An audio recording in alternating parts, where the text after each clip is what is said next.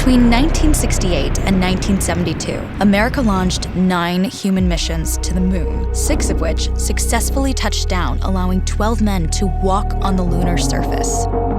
NASA's next chapter of lunar exploration, called Artemis, has the task of not just going to the moon to create a long-term human presence on and around it, but also to prepare for ever more complex human missions to Mars.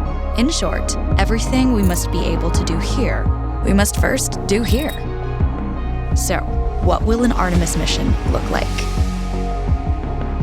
Everything is designed and tested with our most important element in mind, the astronauts. This is their deep space, human-rated spacecraft called Orion, built in 3 parts. The crew module, where up to 4 astronauts will live and work throughout the flight. The service module, with life support systems for the crew and its own engine and fuel reserves.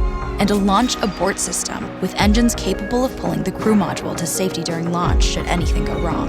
To accomplish the task of launching our crew and heavy payloads, NASA is building the Space Launch System, comprising of a cargo hold, an exploration upper stage, a massive core stage, and 2 extended solid rocket boosters. Altogether, this is the world's most powerful rocket, and it exceeds the legendary Saturn V of the Apollo era in numerous ways. Sitting on the launch pad, the entire rocket, fully fueled, weighs just over 6 million pounds, 5.2 million of which is just the fuel. Once ignited, there is no stopping what comes next. All 4 RS-25 engines and the 2 solid rocket boosters come to life, thundering our crew upwards. 2 minutes after ignition, the solid rocket boosters are spent and released. 8 minutes after launch, the core stage is depleted and separated. The upper stage fires briefly, placing Orion into a parking orbit around the Earth. Here, the crew reconfigure the spacecraft and check systems to confirm everything is ready for deep space travel. With a go from mission control, the crew reignite the exploration upper stage engines to leave Earth entirely. The exact timing of this maneuver is critical to reach a speed that can escape Earth's gravitational pull, but also put Orion on a course that will intersect the moon days later. Once this burn is complete, the upper stage of the SLS is jettisoned and the crew aboard Orion coast for several days toward all that awaits them at the moon. Approaching the moon, we see the fundamental differences between Artemis and Apollo. Instead of requiring Orion to serve as an expendable lunar command module or to carry a constrained lunar lander, the Artemis missions will take advantage of a different approach: pre-staging. Everything needed for lunar missions will be positioned in advance by commercial and international partners. This includes rovers, science experiments, and human-rated systems on the surface. But it also includes a dedicated lunar station in orbit around the moon called Gateway. Here at this station, we can pre-stage a robust lunar lander and establish a strong communications relay. Designed with open standards, the Gateway can be expanded as new missions and partnerships develop, allowing multiple human missions on the moon at the same time and enabling ongoing science to be conducted even between human missions.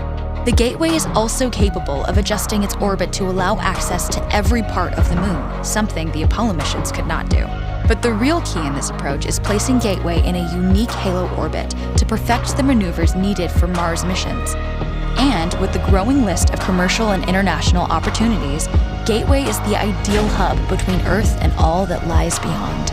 Returning to our crew as they approach Gateway, the Orion must match the elliptical orbit of the station in order to successfully dock. Once on board, pre-selected crew members transfer to the lunar lander, while those assigned to Gateway remain on station.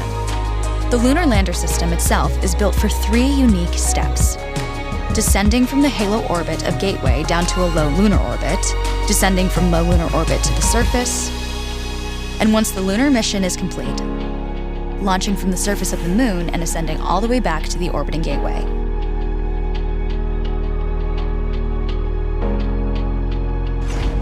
Once back aboard the Orion spacecraft and undocked from Gateway, the crew fire their engine once to break out of the halo orbit and once again to sling the spacecraft around the moon, placing it on a multi-day trajectory back towards Earth.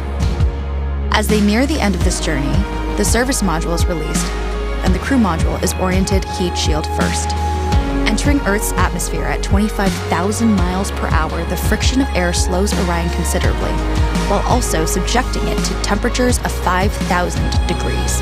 With the Orion now at just 300 miles per hour, a series of parachutes uniquely tested and produced for this moment deploy, decelerating the craft to just 20 miles per hour for splashdown. With each successful mission, Artemis ushers in the next wave of men and women to explore our moon and prove that together we are ready to go beyond.